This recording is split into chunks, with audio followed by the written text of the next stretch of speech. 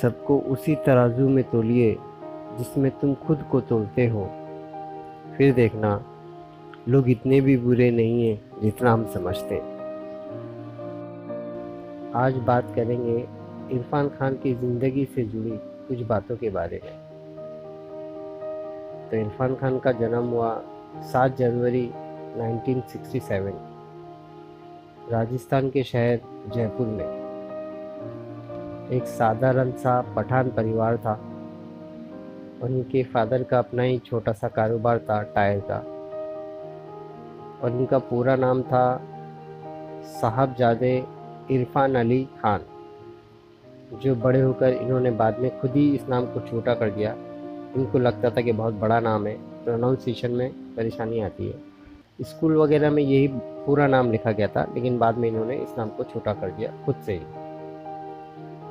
और इनका बचपना गुजरा जयपुर में ही, और इनकी शुरुआती पढ़ाई भी जयपुर में हुई और कॉलेज भी जयपुर में ही किया।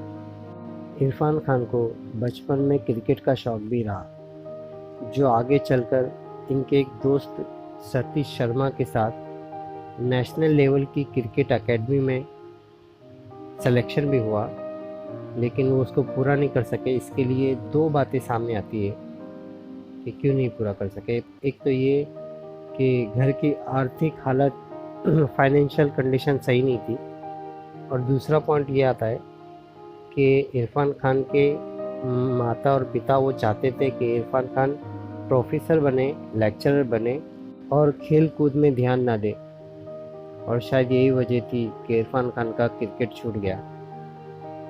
और फिल्में देखने का शौक़ तो बचपन से ही था, लेकिन जैसे ही वो बड़े हुए जयपुर में उन्होंने देखा कि थिएटर में नाटक देखे और शोज़ देखे, तो वहाँ से उनके मन में एक्टिंग के लिए प्रेरणा जागी। और फिर उन्हें पता चला कि किसी ने बताया कि आपको दिल्ली में NSD है जहाँ पर एक्टिंग सिखाई जाती है, और वहाँ से बड़े बड़े लोगों ने एक्टिंग सीखी है और वहाँ से उनको काम मिला है।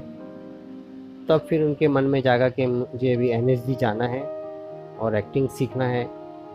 लेकिन ये बहुत नामुमकिन सा था, क्योंकि जिस परिवार में खेलने कूदने को और फिल्मों को मना किया जा रहा है, तो फिर वहाँ पर इस लाइन में जाने के लिए, एडमिशन के लिए कैसे परमिशन दे देते।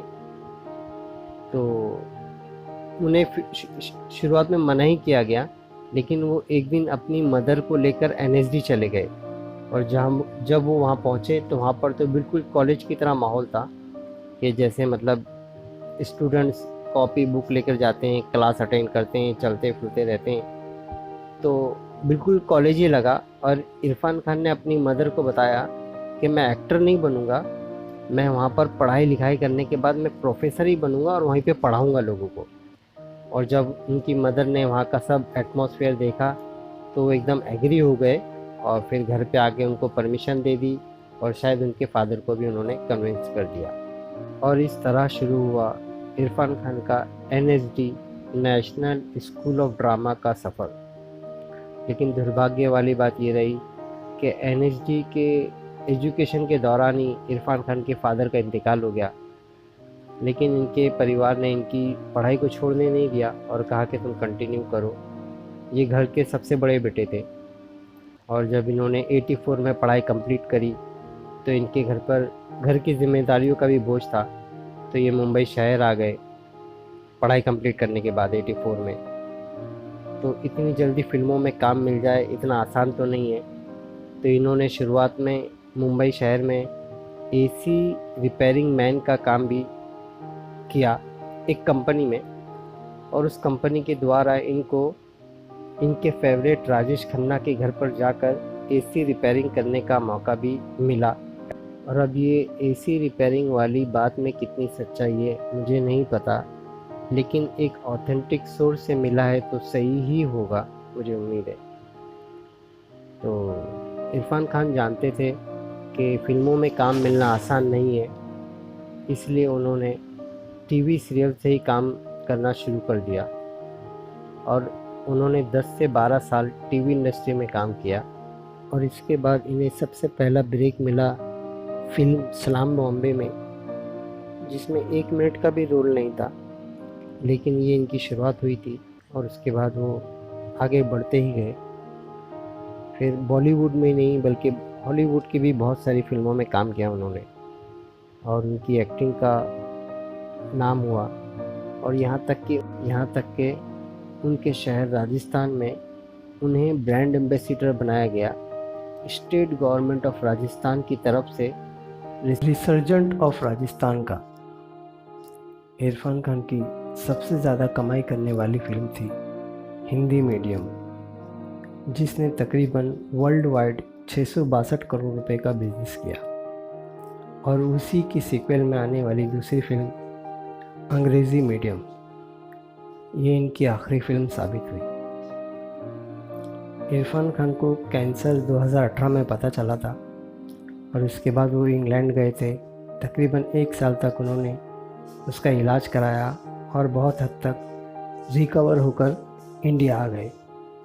और हाल ही में उनकी फिल्म आई थी अंग्रेज़ी मीडियम। इरफान खान बीमार थे, लेकिन इतने नहीं थे कि एक अंदाज़ा लगा लिया जाए कि कुछ दिनों बाद ये नहीं रहेंगे। तो इनके देहांत के पीछे एक बड़ी वजह ये नज़र आती है कि 25 अप्रैल 2020 को इनकी माँ का देहांत हुआ राजस्थान में, जो कि बहुत बीमार चल रही थी। और देहांत के बाद जब इरफान खान को पता चला तो ये वहाँ जाना चाहते थे, लेकिन जैसे कि मुंबई में लॉकडाउन लगा हुआ है तो फ़्लाइट भी बंद थी और ट्रेन भी, और वो अपनी निजी गाड़ी से भी नहीं जा सकते थे क्योंकि सभी बॉर्डर भी सील है। तो इस वजह से उनको बहुत सदमा पहुंचा और इन्होंने अपनी माँ के दर्शन, आखिरी दर्शन लाइव वीडियो कॉल वगैरह के द्वारा ही देखे। और फिर ये इनको सदमा पहुंचा कि आखिरी रस्म में भी नहीं पहुंच सके। तो ये थोड़े बीमार थे पहले ही, फिर सदमे से और ज़्यादा बीमार हुए 26 तारीख को, और 27 को और ज़्यादा, और 28 को इतने हुए कि उन्हें हॉस्पिटलाइज़ करना पड़ा कोकिलाबेन अंधेरी में। और 29 तारीख को इसी सदमे की वजह से जो बर्दाश्त नहीं कर सके और बहुत ज़्यादा हुआ और इनका देहांत हो गया और इन्हें अंधेरी वर्सोवा कब्रिस्तान में दफना दिया गया। बस इतना ही था दोस्तों आज के लिए। फिर मुलाकात होगी। ख्याल रखिए, खुश रहिए।